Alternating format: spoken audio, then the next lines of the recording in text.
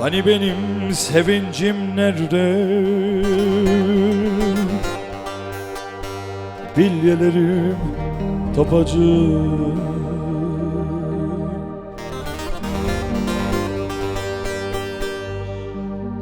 Kiraz ağacında yırtılan gömleği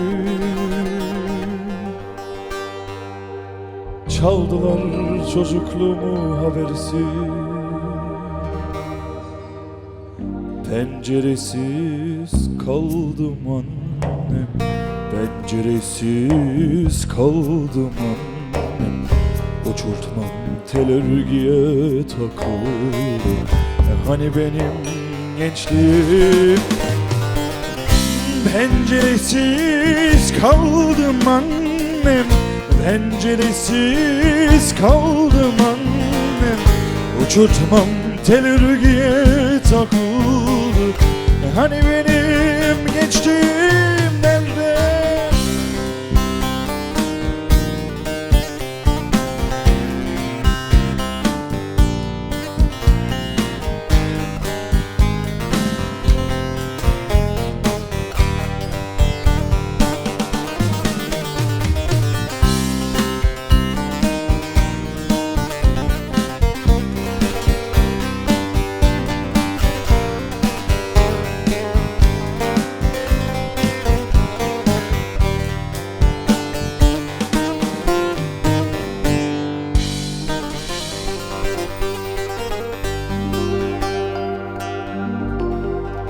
Hani benim sevincim nerede?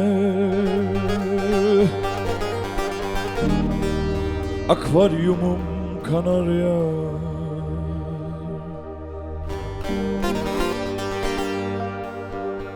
Üstüne titrediğim kaktüs çiçeği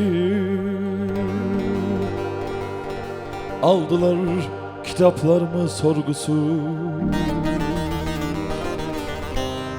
Duvarlar konuşmuyor annem, duvarlar konuşmuyor annem.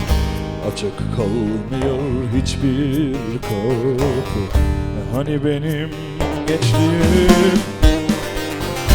Duvarlar konuşmuyor annem, duvarlar konuşmuyor annem. Açık kalmıyor hiçbir kapı. Hani benim gençliğim nerede? Yağmurlar biriktir annem, yağmurlar biriktir annem. Çav yangına tutuşmuş gibi